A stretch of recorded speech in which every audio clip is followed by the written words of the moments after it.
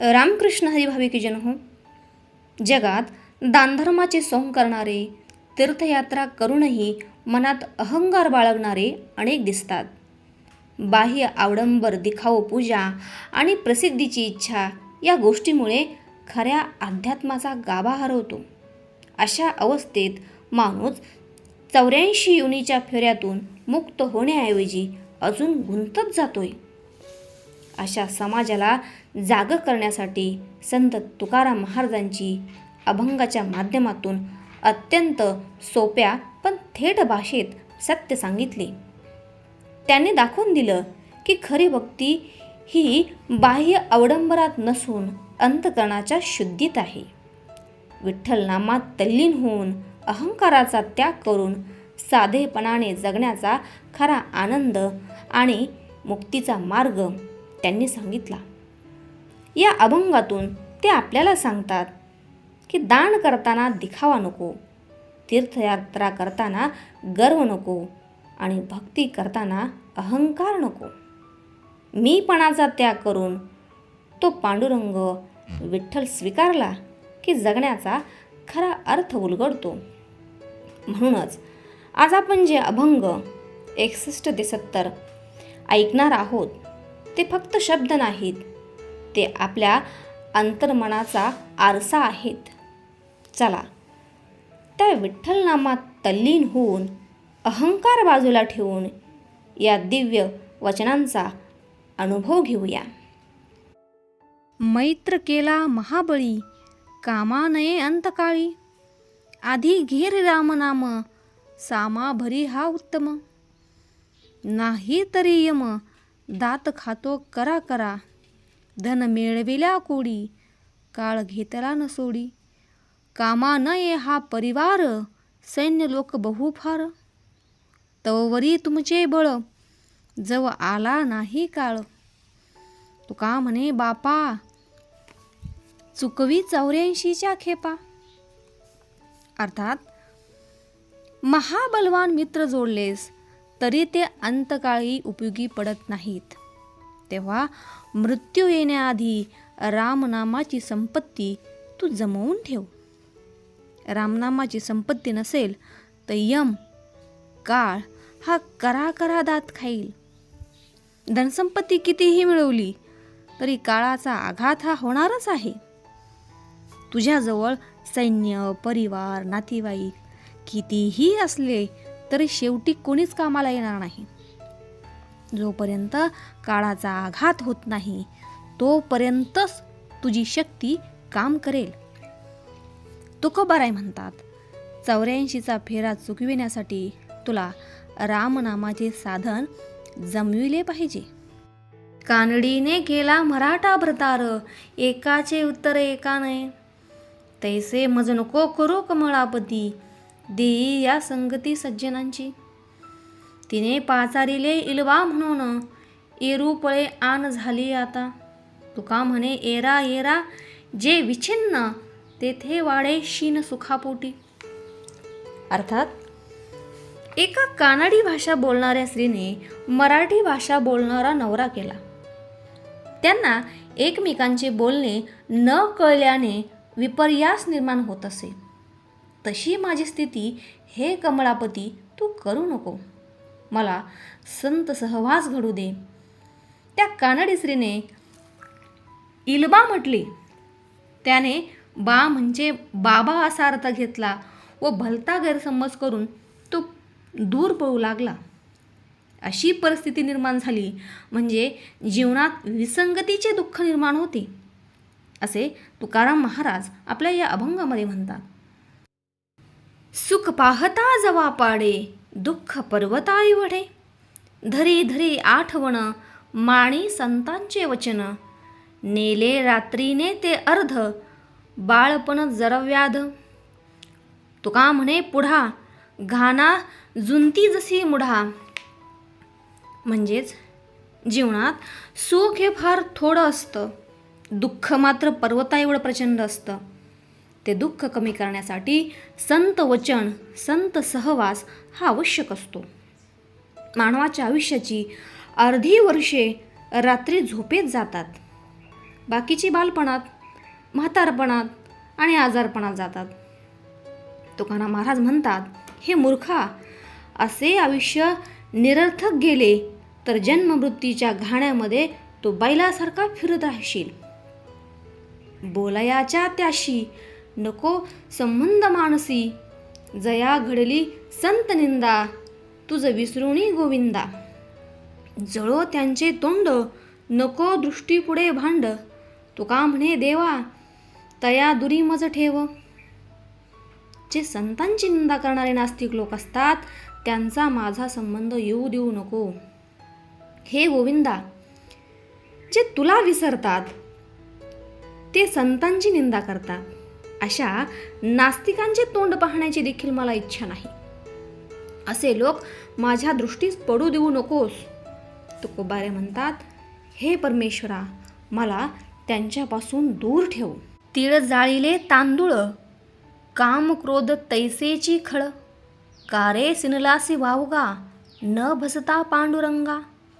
मानदंभासाठी केली अक्षरांची आटी, तर करोनी तीर्थाटन, वाढविला अभिमान. वाटिले ते धन, केली अहंता जतन, तुका म्हणे चुकले वर्म, केला अवघाचे अधर्म. हे साधका, समाजात कर्मकांडाला महत्त्व देणारे तीळ तांदूळ यज्ञ करून तू होमामध्ये जावतोस, पण स्वतःच्या स्वभावातील कामक्रोधादी शत्रू मात्र तसेच ठेवतोस. यज्ञ यागादी कर्मकांडामध्ये व्यर्थ का शिरून जातोस? त्यापेक्षा पांडुरंगाची सेवा का करीत नाहीस? समाजामध्ये मान सन्मान मिळवण्यासाठी आणि उदरनिर्वाहासाठी ग्रंथपठण करण्याची कृत्य तू करतोस. तीर्थाटन करून स्वतःविषयी अभिमान वाढविलास. दानधर्म करून आपल्या दातृत्वाचे प्रदर्शन करून अहंकार बाळगलास. तुकोबाराय म्हणतात की हे कर्मकांड म्हणजे अधर्माचे वर्म आहे.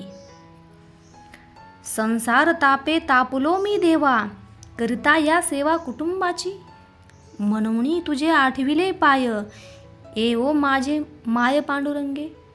बहुता जन्मिता झालो भारवाही, सुटीजे हे नाही वर्म ठावे.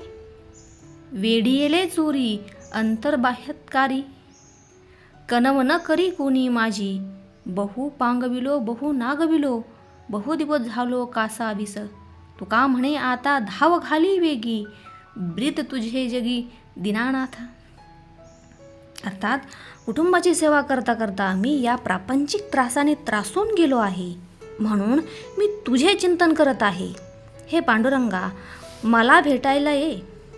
अनेक जन्मांचा भार वाहून मी श्रमलो आहे.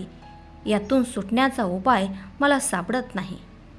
क्राम क्रोधादी जे षडरूप आहेत त्या षडरिपूंनी मला चोहो बाजूंनी वेढले आहे. माझी दया कोणालाही येत नाही आणि त्यामुळे मी अस्वस्थ झालो आहे. सर्वांनी मला लुटले आहे. माझी तळमळ होत आहे. तुकोबाराय म्हणतात, हे दीनानाथा, आता तूच माझा तारणहार आहेस. अनाथांचा तू नाथ आहेस. अशी जगी तुझी ख्याती आहे, तेव्हा तूच आता माझे रक्षण कर. भक्तऋणी देव बोलती पुराणे, निर्धार वचने साच खरी. माग काय जानो ऐकिली वार्ता, कबीरातासे जाता घडिया वांटी. माघारिया धन आणिले घरासी, नेघे केला त्यासी त्याग तेने. नामदेवाची या घरासी आणिले, तेने लुटविले द्विजा हाती. प्रत्यक्षासी काय द्यावे हे प्रमाण, एकोबाचे ऋण फेडिले. बीज दळोनिया केली आराधना, लागे नारायणा पेरते ते. तुका म्हणे ऐसा नाही जया निर्धार, नाडला साचार तोची एक. देव भक्तांचा ऋणी आहे. भक्तांनी आपल्या भक्तीने त्याला बांधून टाकले आहे. पूर्वीची अशी गोष्ट सांगितली जाते की संत कबीरांनी विणलेली वस्त्रे बाजारात नेऊन वाटली, तेव्हा एक गरीब माणूस वस्त्रांसाठी विनवणी करताना आढळला. तेव्हा कबीरांनी आपल्या अंगावरील अर्धी वस्त्रे त्याला दिली. तो वस्त्रहीन गरीब मनुष्य साक्षात परमेश्वर होता. संत नामदेवांना सुद्धा असाच अनुभव आला. त्यांचेही धन परमेश्वराने ब्राह्मणाकडून लुटविले. या सर्व प्रत्यक्ष घडलेल्या कथा आहेत. एकनाथांच्या भक्तीचे ऋण फेडण्यासाठी सुद्धा विठ्ठलाने नाथांच्या घरी पाणी भरले, कष्ट केले. शेतात पेरण्यासाठी आणलेले बी दळून नाथांचे पंजे संत भानुदासांनी संतांना भोजन दिले. तुकोबाराय म्हणतात, माझ्या विठ्ठलाबद्दल ज्याला प्रेम नाही तो या भवसागरातून पार पडू शकत नाही. भोगे घडे त्याग, त्यागे अंगा येती भोग. ऐसे उपराटे वर्म, धर्मा अंगीच अधर्म. देव अंतरे ते पाप, खोटे उगवा संकल्प. तुका म्हणे भिड खोटी, लाभ विचाराचे पोटी. अर्थात देहातीत राहून प्रपंचातील विषयभोग भोगले असता त्याचे त्यागात रूपांतर होते. पण अविचाराने भोगांचा त्याग केला तरी तो त्याग सफल होत नाही. परमार्थाचे रहस्य असे प्रपंचाच्या विरुद्ध असते. धर्मामध्येच अधर्म लपलेला असतो. ज्या कर्मामुळे परमेश्वर व भक्त यांच्यामध्ये द्वैतभाव निर्माण होतो ती सर्व पापकर्मे ठरतात. तुकोबाराय म्हणतात, शुद्ध अंतःकरणाने भिडेचा त्याग करावा म्हणजे जीवनातील सर्व लाभ मिळून जीवन सार्थकी लागते. भोरप्याने सोंग पालटिले वरी, बक ध्यान धरी मत्सा जैसे. टिळे माळा मैंद मुद्रा लावी अंगी, देखो नेदी जगी फासे जैसे. ढिवर या मत्सा चारा घाली जैसा, भितरील फासा कळो नेदी. खाटीक या स्नेहवादे पशुपाळी, कापावया नळी तयासाठी. तुका म्हणे तैसा भला मी लोकांत, परी तू कृपावंत पांडुरंगा. म्हणजेच बहुरूपी विविध सोंगे घेऊन दाखवितो अथवा बगळा मासा पकडण्यासाठी डोळे मिटल्याचे सोंग करतो. अगदी त्याचप्रमाणे भक्तीचे ढोंग करणारा टिळा माळ मुद्रा लावून जगाला फसवीत असतो.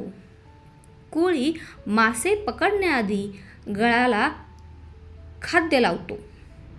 त्या खाद्यामधील फासा माशाला समजून येत नाही. खाटीक बकऱ्यांना कापण्याआधी प्रेमाने पाळत असतो. तुकोबाराय म्हणतात, हे देवा, तू माझा अवहेर करू नको, कारण तू दयाळू प्रेमळ असा तारणहार आहेस. गेली विरसरी मग त्यासी रांड मारी, मग नये तैसी सत्ता.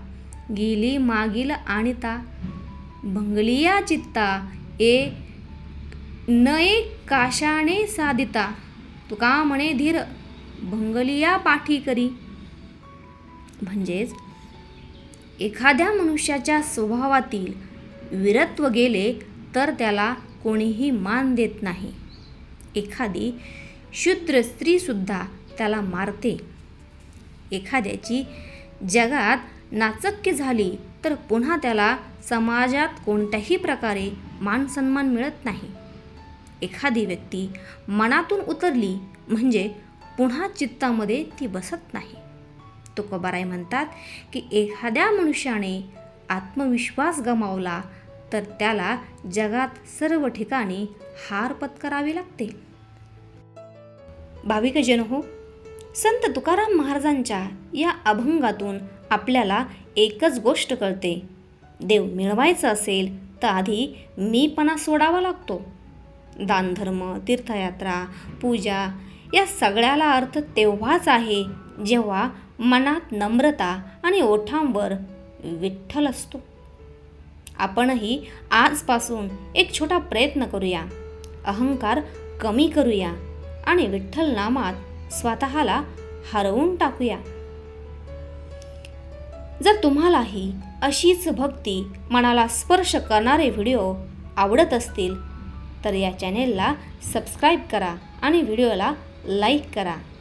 तुमच्या मनातलं भक्तीचं भाव कमेंटमध्ये नक्की लिहा. तुमचा प्रत्येक प्रतिसाद आम्हाला पुढे चालण्याची शक्ती देतो. आता शेवटी सगळे मिळून एकच नाव घ्या, ज्यात सगळी शक्ती आहे, सगळी शांतता आहे. रामकृष्ण हरी.